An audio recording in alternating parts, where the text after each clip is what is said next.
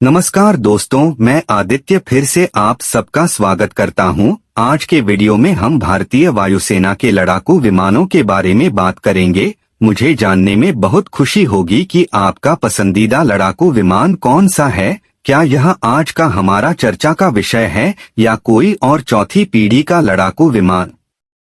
अपनी राय comment section में बताएं ताकि हम इस पर बहस या चर्चा कर सकें। आज हम बात करेंगे भारतीय तेजस की। यह विमान काफी दिलचस्प और विवादित भी है। किसी भी कार्यक्रम की तरह इसके विकास और उत्पादन के दौरान कई समस्याएं आईं। दुर्भाग्यवश इसे अच्छी पहचान नहीं मिल पाई है। मैंने इस विमान पर कई वीडियो देखे और रिसर्च की है और मुझे लगता है कि इस विमान को जो नकारात्मकता मिली है वह उचित नहीं है।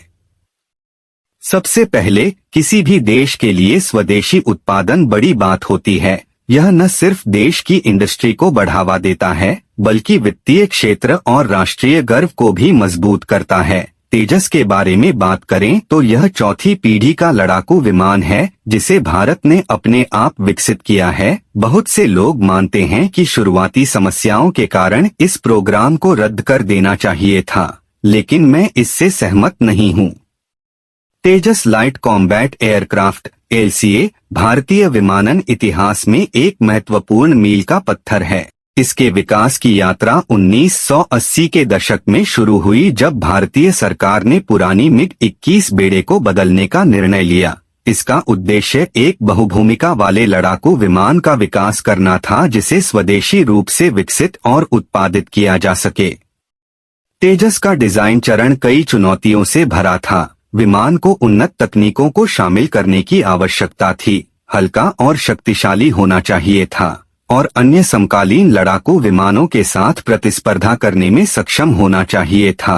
टीम ने डेल्टा विंग डिजाइन का चयन किया जो उच्च गति और ऊंचाई पर बेहतर स्थिरता और नियंत्रण प्रदान करता है। इस डिजाइन विकल्प ने विमान की रडार क्रॉस सेक्शन को भी कम किया, जिससे विमान की स्टील्थ क्षमताओं में सुधार हुआ। तेजस परियोजना में एक महत्वपूर्ण सफलता विमान के ढांचे के लिए मिश्रित सामग्री का विकास था। इन सामग्रियों ने विमान के वजन को कम कर दिया और इसकी मजबूती और स्थायित्व को बढ़ा दिया। तेजस का लगभग 45% ढांचा मिश्रित सामग्री से बना है, जो इसे दुनिया में किसी भी लड़ाकू विमान के सबसे अधिक प्रतिशत में से एक बनाता है। तेजस एकल इंजन वाला विमान है। शुरू में जनरल इलेक्ट्रिक F404 इंजन का उपयोग किया गया था। इंजन का एकीकरण तकनीकी चुनौतियों से भरा था, विशेष रूप से एयरफ्रेम के साथ संगतता सुनिश्चित करने और वांछित प्रदर्शन मापदंडों को प्राप्त करने में। इसके अलावा एवियोनिक्स और फ्लाइट कंट्रोल सिस्टम स्वदेशी रूप से विकसित किए गए थे, जिसमें फ्लाई बाय वायर तकनीक जैसी उन्नत सुविधाएं शामिल थीं।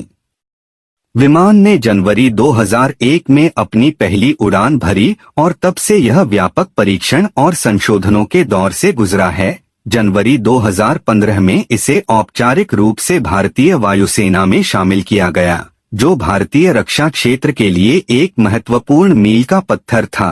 पहला स्क्वाड्रन, जिसे नंबर 45 स्क्वाड्रन फ्लाइंग डैगर्स के रूप में जाना जाता है, तमिलनाडु के सुलू एयर फोर्स स्टेशन में आधारित था।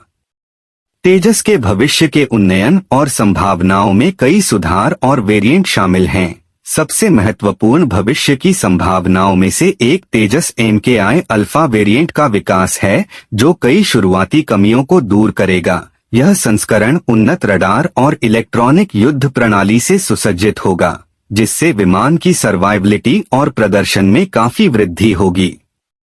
तेजस का MK2 वेरिएंट, जिसे मीडियम वेट फाइटर MWF के रूप में भी जाना जाता है, हल्के तेजस MKI अल्फा और भारी लड़ाकू विमानों के बीच का अंतर भरने के लिए विकसित किया जा रहा है। यह उन्नत एवियोनिक्स, एक व्यापक हथियार सूट और अधिक रेंज और धीरज के साथ एक बड़ा एयरफ्रेम, अधिक शक्तिशाली इंजन और बढ़ी हुई पेलोड क्षमता को प्रदर्शित करेगा। भविष्य में भारतीय नौसेना के लिए तेजस का एक नौसैनिक संस्करण भी विकसित किया जा रहा है, जिसे एयरक्राफ्ट कैरियर ऑपरेशनों के लिए डिजाइन किया गया है। यह संस्करण मजबूत लैंडिंग गियर, एक टेल हुक और फोल्डेबल विंगटिप्स से सुसज्जित होगा, जो एयरक्राफ्ट कैरियर पर जगह को अनुकूलित करेगा।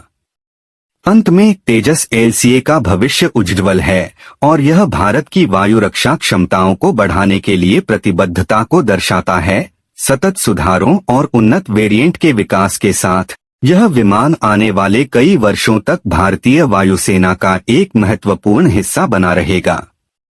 आपकी क्या राय है तेजस के बारे में? क्या यह अन्य चौथी पीढ़ी के विमानों के बराबर है? क्या इसे और सुधार की आवश्यकता है? अपनी टिप्पणियां और विचार नीचे साझा करें। धन्यवाद और जय हिंद।